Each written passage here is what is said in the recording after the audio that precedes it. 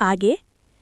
नितिन जी कुछ सोचकर, कोई बात नहीं माया, भैया ने कुछ सोचकर ही ये सब किया होगा। और रही बात पैसों की, तो आराध्या अब तो हमारे साथ ही रहेगी, तो वो उन पैसों को खुद पर अकेले तो खर्च नहीं करेगी। उसको पता है उसके भाई बहन भी हैं, और वो अकेली उस घर में रहकर क्या करेगी? आजकल का माहौल कैसा है सभी जानते हैं। कहते हुए उन्होंने आराध्या की तरफ देखा, जो अपने रूम के दरवाजे पर खड़ी नम आंखों से उन लोगों की बातें सुन रही थी। माया ने उसे देखकर दांत पीसते हुए कहा, आराध्या यहाँ रह सकती हैं, लेकिन उसे ये पैसे हमें देने होंगे, और वो घर भी ऋतिक के नाम करना होगा, क्योंकि अब तो ये यहीं रहेगी तो उस घर का क्या करेगी? और इसकी पढ़ाई और खर्चे हमें ही उठाने हैं, तो पैसे भी तो ज़रूरी है। हमारे भी बच्चे हैं, हमें उनके भविष्य का भी तो सोचना होगा। ये सुनकर आराध्या तड़प उठी। उसे अब समझ आया कि उसके बाबा ने क्यों कहा था कि उसे किसी पर भरोसा नहीं करना है, क्यों उसे अपने चाचा चाची को कुछ नहीं बताना है। लेकिन ये बात उन्हें पता चल ही गई, जो कभी ना कभी तो चलना ही था। आराध्या ने नम आंखों और भरे गले से कहा, आपको पैसे चाहिए तो आप ले लीजिए चाची, लेकिन ये घर नहीं दे सकती मैं। मेरे बाबा ने बहुत प्यार से मेरे लिए इसे खरीदा है। माया, क्यों नहीं दे सकती? और जो हमने इतने महीनों से तुम्हारे और तुम्हारे बाबा को सर छुपाने के लिए जगह दी, उसका क्या?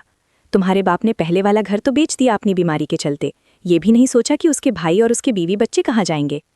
आराध्या, लेकिन आपने ही तो अलग रहने का फैसला किया था, और चाचा जी ने जब ये घर खरीदा तो बाबा ने ही आप लोगों की मदद की थी। ज्यादा ना सही, लेकिन कुछ पैसे तो दिए ही थे।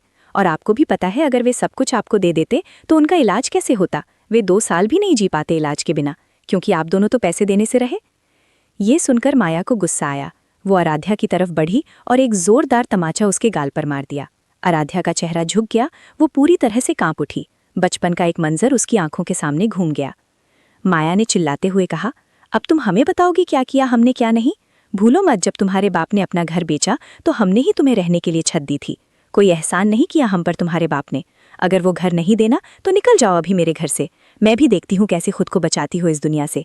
ये दुनिया भूखी बैठी है तुम जैसी खूबसूरत लड़कियों को नोचने के लिए। निकल जाओ अभी मेरे घर से, मैं भी देखती हूँ कौन तुम्हें बचाता है। सुबह तक खुद ही आओगी गिड़गिड़ाते हुए। आराध्या रोते हुए, लेकिन मैं इतनी रात को कहाँ जाऊँगी चाची? मैं सुबह चली जाऊँगी चाचा। आराध्या ने अपने चाचा को एक आस से देखा, लेकिन उन्होंने भी चेहरा फेर लिया। माया गुस्से और नफरत से, जाओ उसी घर में जो तुम्हारे बाप ने प्यार से खरीदा है। मैं तुम्हें अब 1 मिनट भी इस घर में बर्दाश्त नहीं कर सकती। कहते हुए माया ने बहुत कसकर आराध्या का हाथ पकड़ा और उसे खींचते हुए बाहर ले जाने लगी। निया आराध्या की तरफ रोते हुए बढ़ी ही थी कि नितिन जी ने उसे आंख दिखाकर वहीं रोक लिया। माया ने आराध्या को सड़क पर लाकर खड़ा कर दिया।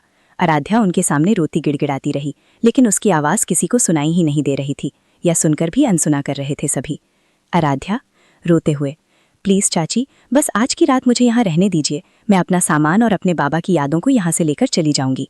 आराध्या नीचे घुटनों पर गिर गई और हाथ जोड़ लिए। माया ने एक नज़र उसे देखा और अंदर चली गई।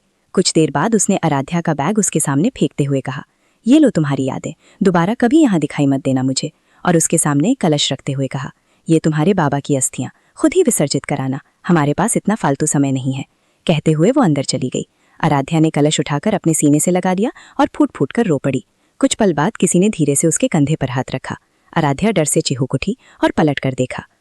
वहीं दूसरी तरफ रशिया के एक बड़े से बार और क्लब में म्यूजिक बहुत जोरों से बज रहा था। लड़के लड़कियां एक दूसरे से चिपक चिपक कर डांस कर रही थी। कोई शराब पी रहा था, कोई अलग तरह का नशा कर रहा था, किसी को कोई होश नहीं था। क्लब के टॉप फ्लोर पर एक कम रोशनी के एक रूम में एक लड़का 3 पीस सूट पहने बैठा था। बहुत ज्यादा हैंडसम, कम रोशनी में भी उसका चेहरा चमक रहा था। हल्की दाढ़ी मूछ, माथे पर हल्के से बिखरे बाल, आंखों का रंग हल्का ग्रीन, लेकिन उसकी आंखों के भाव को पढ़ना बहुत मुश्किल था। सामने वाले को समझ ही नहीं आता कि वो क्या सोच रहा है।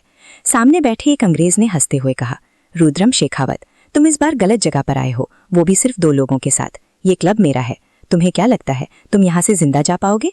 कुछ पल रुककर अजीब सी हंसी के साथ, हाँ, मैंने ही मारा था तुम्हारे उस आदमी को, क्योंकि वो मुझे कॉलेज में ड्रग का धंधा नहीं करने दे रहा था। अरे, अगर हम ही ये काम नहीं करेंगे तो हमारा माल खरीदेगा कौन? हमारा धंधा बंद नहीं हो जाएगा। सामने बैठे रुद्रम ने शांत आवाज में कहा, लेकिन उसने कुछ गलत तो नहीं किया था। तुम्हें कॉलेज में ड्रग सप्लाई करने की जरूरत क्या है? बाहर और भी लोग हैं जो ये नशा खरीद सकते हैं, लेकिन तुमने मेरे रूल को तोड़ा और ऊपर से मेरे आदमी को भी मारा।